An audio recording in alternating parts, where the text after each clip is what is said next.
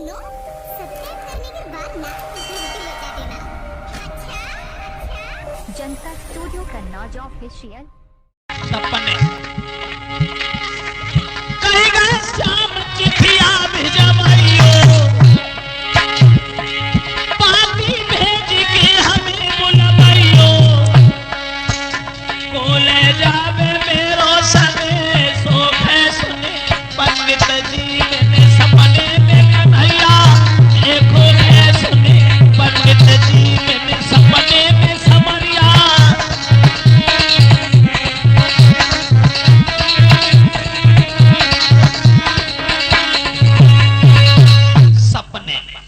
भगवान ने ये कहा था कि मुझे खत भेज देना।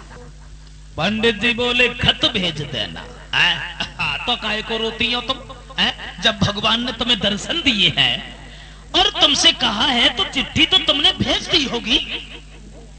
बोली किनके हाथ भेजे पंडित जी, मेरा यहाँ कोई नहीं है, जिधर देखती हूँ उधर अंधकार है, जिस डाली को पकड़ती हूँ वो टूट जाती है।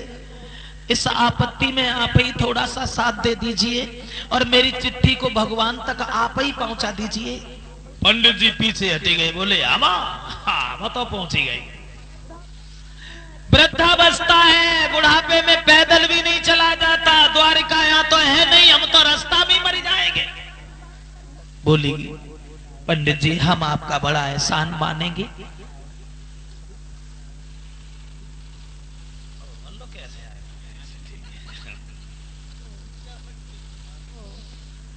तो जब कहा रुक्मिणी ने हम जीवन भर तुम्हारा एहसान मानेंगे, पंडित जी इतना सा छोटा सा काम हमारा कर दो, हम तुम्हारे सामने खड़ी होकर विनती कर रही हैं। एकदम पंडित जी को तरस आ गया, कोई बात नहीं, कोई रोआ नहीं, हाँ, लिख दो, ले जाएंगे। पहुंच गए तो पहुंच गए, ना पहुंच गए तो पहुंच गए, कहीं रास्ता में ही मर गए तो भी हम भगवान के पास पहुंचेंगे। लिख दे। लिखा श्याम सुंदर बहुत बुरे तरीका से हमें घेर लिया है, परसों तक अगर आप नहीं आए तो हो सकता है हमारी लाश भी तुम्हें देखने को नहीं मिलेगी। बूढ़े से ब्राह्मण खत लेके चले, 2-4 कोस तो निकल गए, फिर बुढ़ापे में पैदल ही नहीं चला गया तो एक पेड़ की छाया में लेट के पंडित जी सो गए। पहुंच गई चिट्ठी। बुढ़ापे में पैदल नहीं चला गया। एक बात और बताते चले, बुढ़ापे में पैदल ही नहीं, बुढ़ापे में तो भगवान की दया से कुछ होता ही नहीं है। इंद्रियां शिथिल पड़ जाती हैं, शरीर साथ छोड़ देता है। देख के जवानी को इतनो इठलावे मती, देख के जवानी को इतनो इठलावे मती, आवे को बुढ़ापो तब कसाले पड़ जाएंगे। लेटत पे खटिया की पाटी पर रहेगो हाथ और चलत में लठिया के लाले पड़े जाएंगे बुढ़ापे में। वैसे तो क्षमा करें, कल हमने बताया था बुढ़ापा हर आदमी से इतना प्यार करता है जो जबरदस्ती आता है बिना बुलाए आता है। तुम बुढ़ापे को भूल जाओ, लेकिन बुढ़ापा जानता है कि तुम कौन से गांव में हो, कौन से घर में हो, कौन सी गली में हो। कितना भी बचो लेकिन बुढ़ापा नहीं छोड़ता, इतना मानता है जो बिना कहे सुने आता है और सब छोड़ जाए, लेकिन बुढ़ापा छोड़ के नहीं जाता है। तब जाता है जब अपने साथ ही ले जाता है, कहा चलो।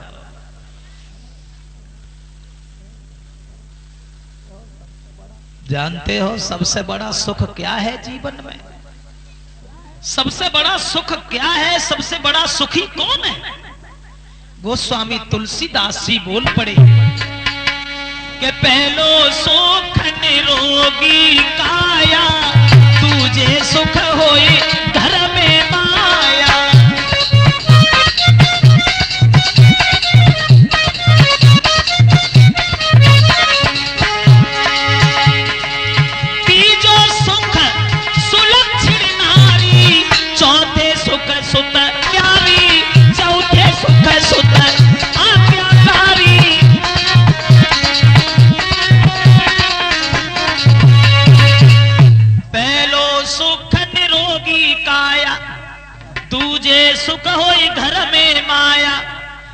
तीजो सुख सुलक्षण नारी, चौथे सुख सुत आज्ञाकारी।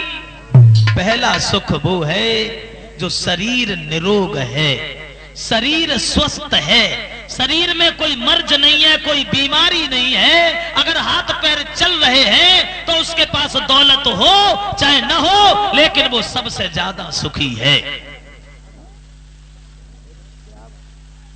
इधर क्या भैया इस मोहल्ले में बैठ जाओ।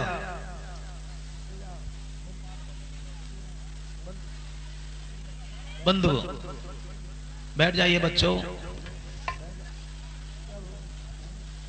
जब मैं बताने जा रहा था कि घर में दौलत हो चाहे न हो, जिसका शरीर हृष्ट पुष्ट है, जिसके शरीर में कोई बीमारी नहीं है, जिसके शरीर में कोई विकार नहीं है, इंद्रियां अगर चल रही हैं तो वो सबसे ज्यादा सुखी है। मगर बुढ़ापे में शरीर ही साथ छोड़ देता है।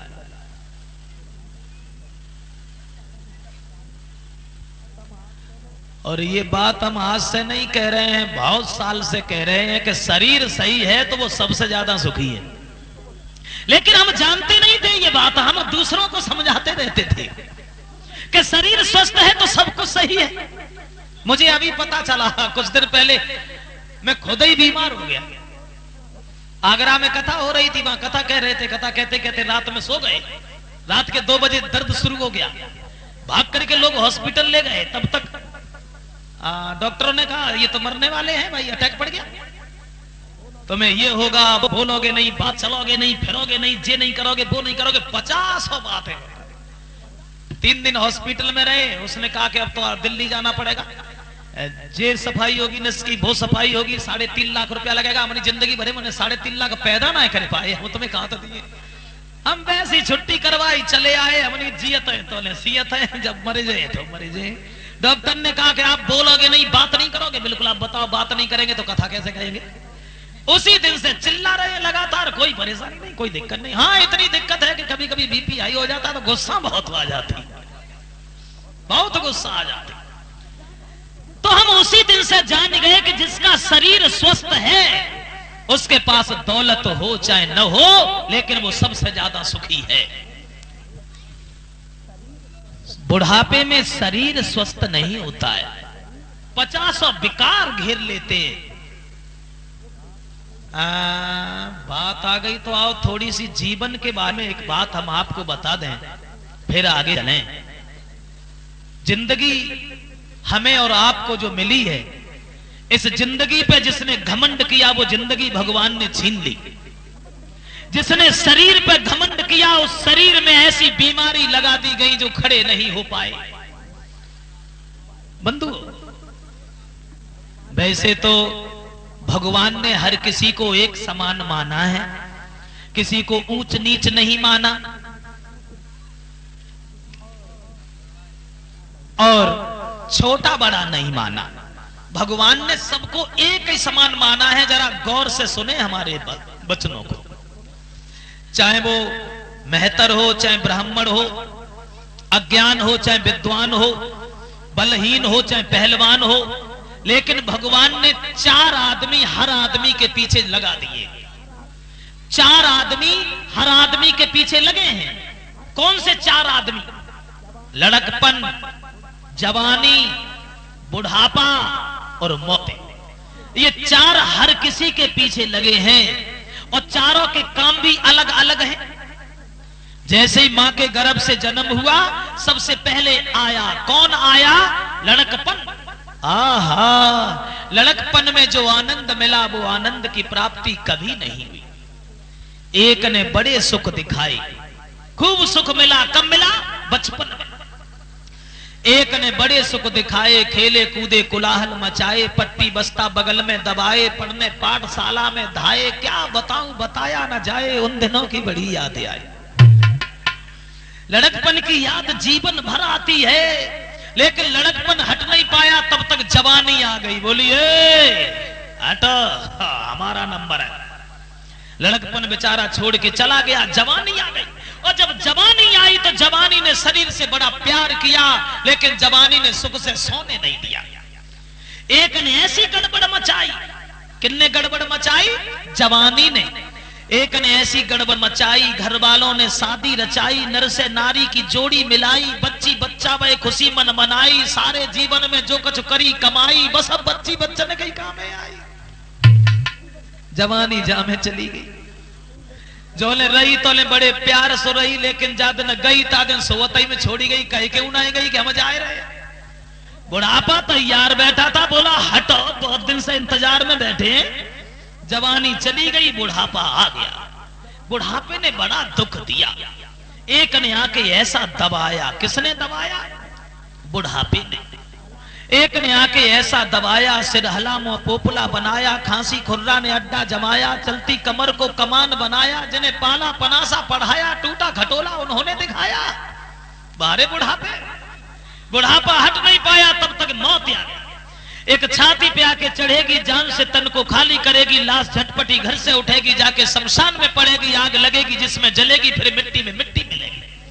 मित्र घर पर कढ़ाई चढ़ेगी, यार बासों की दौड़ेगी, फिर खाने वालों ने आनंद पाया, एक कर देगी आके सफाया।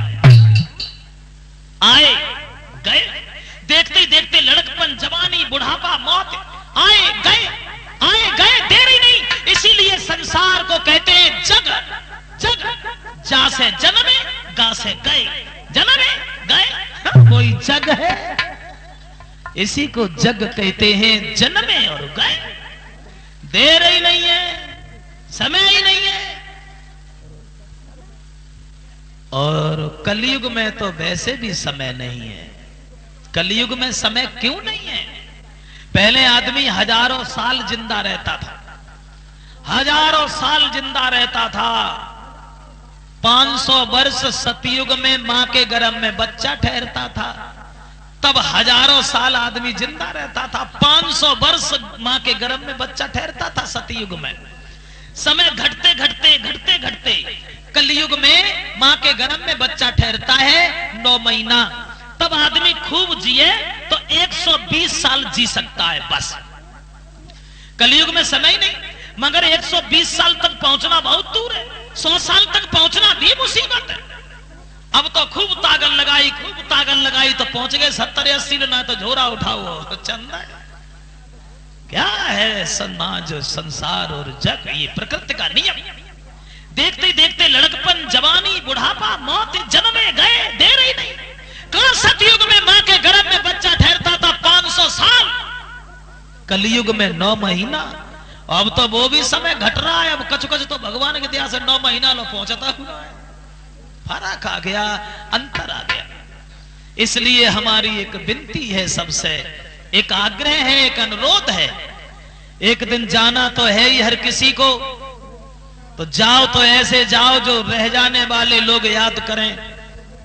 पशुओं की भांति घमंड करके ही जिंदा बने रहे और जिंदगी भर इठत रहे, और इठत मर गए तो मरने के बाद भी इतने इठ जाते हैं जो इठनवाए। मरने के बाद भी इतने इठ जाते हैं जिनके हाथ पाए तो तोड़ के धरे जाते हैं, जो घमंड में इठतर आते हैं। आग्रह है हमारा, अरे तेरी थोड़ी सी जिंदगानी तो पे सदा न रहे जवानी, काहे ये थे मरे जा, अरे ये थे मरे जात, काहे चूना भय जात, तेरी थोड़ी सी जिंदगानी काहे ये थे।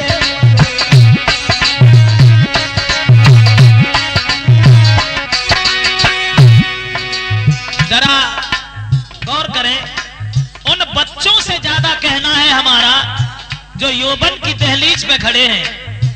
उन युवाओं से, उन बच्चों से कहना है, हमारे शब्दों पे गौर करें। हम तो आए और चले जाएंगे, अगर हमसे कुछ ले नहीं पाया तो मेरे आने से फायदा क्या हुआ? हमें तो जहां पहुंचा था हम पहुंच गए, लेकिन यहां जितने भी बच्चे बैठे हैं जरा ध्यान दें। 3 पन है जीवन में, लड़कपन, जवानी, बुढ़ापा। लड़कपन गुजर जाता है नासमझी में, और बुढ़ापा गुजरता है मजबूरी में। जिंदगी में एक ही टाइम मिलता है जवानी, और जवानी पे जिसने अपने जीवन की ओर ध्यान दे लिया उसके सामने कभी दुख नहीं आए, और जो जवानी पे ही बिगड़ गया उसे कभी रोए आंसू नहीं आए। अगर जवानी पे ही सड़कों पे चप्पलें चटकाते रहे तो फिर क्या करोगे? एक दिन जब आए बुढ़ापो सिकुड़ी जाए सब खाल, कमर झुक के कमान हुई है पिचक जाए सब गाल, फिर का चली हो चाली उतानी अहे थे मरे तो बस सदा न रहे जवानी कहे थे मरे ना।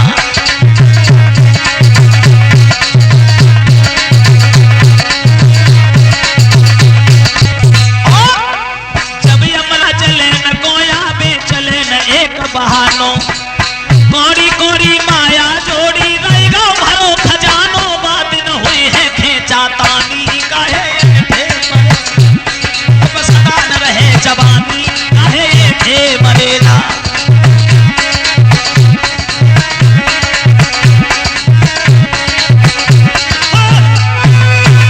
आ जाइए उसी जगह बूढ़े से ब्राह्मण लेट करके रास्ता में सो गए। कन्हैया सोचने लगे चिट्ठी लाने वाले पंडित जी तो रास्ता में ही सो गए। योग माया से उठवाया द्वारका में लिटवाया। जो पंडित जी की आंख खुली, पंडित जी भौचक्के से वाह जी वाह भगवान की बड़ी कृपा हुई, हम तो सोते सोते आ गए। खैर दीन बंधु तुम्हारी माया अलग, पहुंच गए। बलराम जी से बोले भैया पहली बार आया हूं, मैं किसी से परिचित नहीं हूं, ये बताओ तुम लोगों में कन्हैया कौन से हैं? बलराम ने इशारा कर दिया।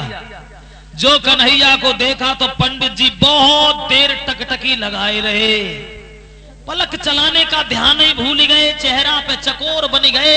कन्हैया ने सवाल कर दिया, ब्राह्मण देव कहां से आए? पंडित जी भौचक्के से खड़े हैं। क्या आपने मुझे पूछा? हाँ हाँ तुम्हें पूछा, कहां से आए?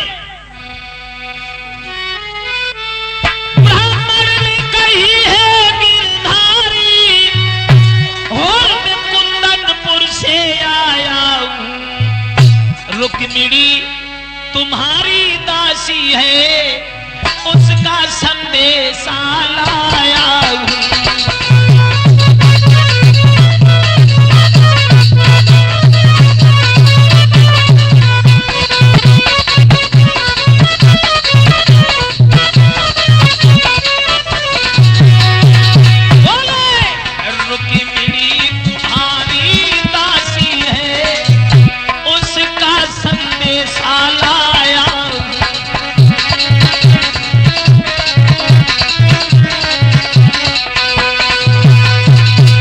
कुंदनपुर से आया हूं, ये खत लेके आया हूं।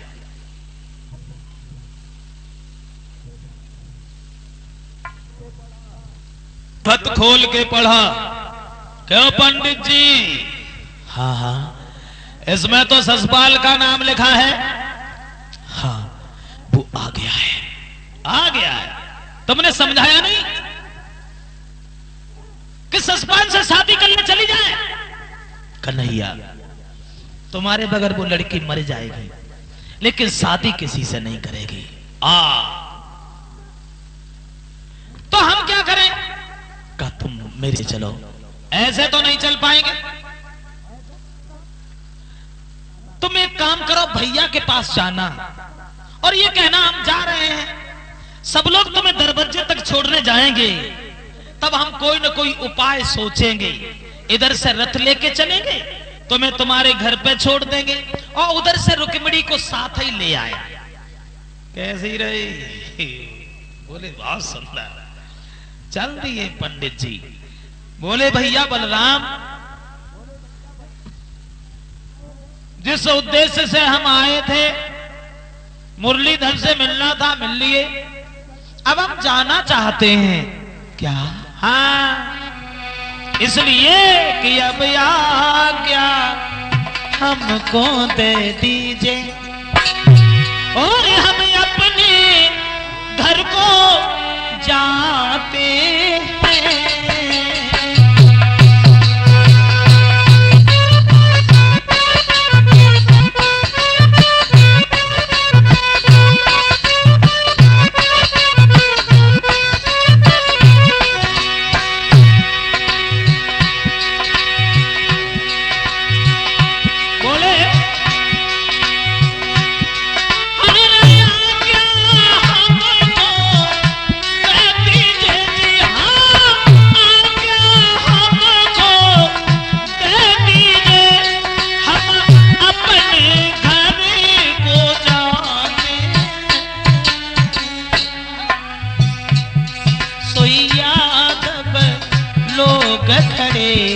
होकर ब्राह्मण को पिता कराते हैं।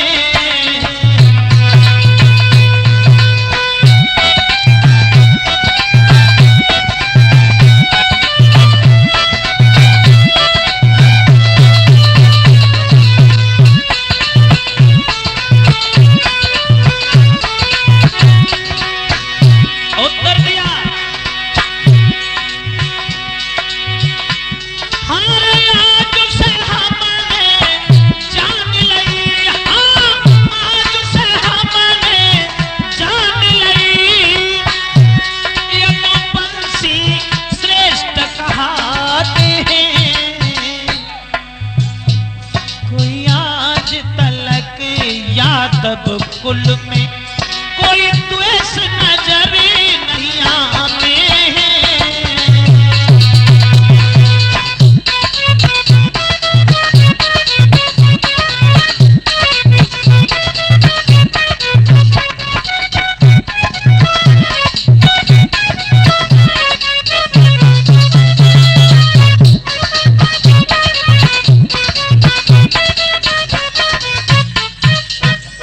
उत्तर दिया।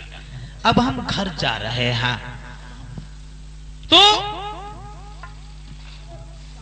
बलराम बोले कुछ दान चाहिए? बोले ना ना ना, हाँ, कुछ नहीं, मैं तो ऐसे ही जाएंगे।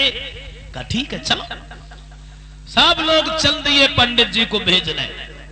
कन्हैया ने इशारा कर दिया, पंडित जी रास्ता में ही बैठ गए, हांपने लगे, खांसने लगे। बलराम बोले क्या हो गया? पंडित जी बैठ कैसे गए? दौड़ा आता है कि मिर्गी की शिकायत है, क्या हो गया? कन्हैया बोले भैया इनके ऊपर बुढ़ापा है, पैदल नहीं चला जाता, अगर आपकी आज्ञा हो तो हम रथ लेके पंडित जी को कुछ दूर तक बोले हाँ चले जा जाओ छोड़े। कौंदनपुर से पहले ही रथ खड़ा कर लिया। क्या पंडित जी? हाँ। ये फौज किसकी है? ससपाल की। इसका मतलब है ससपाल तैयारी से आया है और मैं अकेला, इतनी फौजों का सामना मैं नहीं कर सकता। कह देना रुक्मिणी से शादी कर ले और चली जाए। पंडित जी बोले लड़की मर जाएगी तो क्या करूं? उसके पीछे मैं मर जाऊं? कहां इतनी फौज, हम अकेले? कुछ सोचो। क्या सोचे? इतना तो कर सकते, अगर रुक्मिणी को कहीं गांव से बाहर अकेले में मिला दो तो लिए जाएंगे, हम लड़ नहीं पाएंगे किसी से। अकेले की बात है ना? हाँ। कन्हैया गांव से बाहर एक मंदिर है, तो मंदिर के पास रथ लेके चलो और हम रुक्मिणी को पूजा करने के बहाने भाई मंदिर में भेज देंगे, रथ में बिठा लेना, ले जाना। कैसी रही? बोले सुंदर, अति उत्तम। रथ मंदिर पे पहुंचाया, पंडित जी घर पे पहुंचे, जो किवाड़ खटखटाए, रुक्मिणी भाग करके सामने आ गई। पंडित जी आ गए? कितने लोग आए बुलाने मुझे? कितने रथ आए हैं? कितनी फौजें आई हैं? कितने हाथी घोड़ा है? पंडित जी बोले चुपेरा, हाथी घोड़ा आके लो आओ, सो सपा मरो सुधारो। आज लो हमने देखो ना है तो तासे जो लगती जाने कितो सुंदर है, आज देखो सपा डामर जैसो ड्राम उधारो, तूने देख का लो। रुक्मिणी बोली पंडित जी तुमने कुछ सोच नहीं पाया। क्या नहीं सोच पाया? तो रुक्मिणी बोली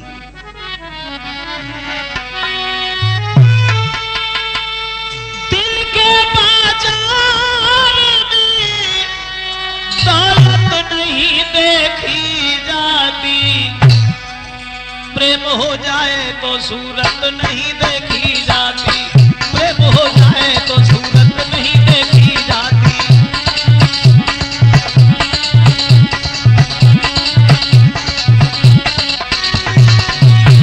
और ये सच है, क्योंकि चस्का लग जाता है जब प्रेम रस पीने का, तो सारा ढंग बदल जाता है जिंदगी में जीने का। प्रेमी लोग इसी प्रण पे जिया करते हैं, प्रेम के नाम पर जो प्राण दिया करते हैं।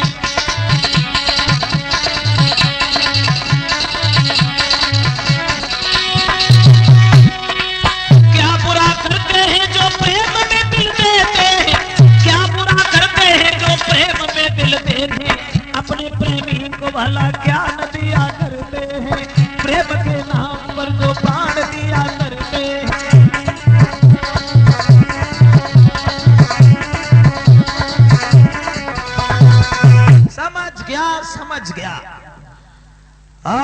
श्याम सुंदर, तुम अगर उनसे मिलना चाहती हो, पूजा करने के बहाने मंदिर में चली जाओ, भाई तुम्हें श्याम के दर्शन होंगे।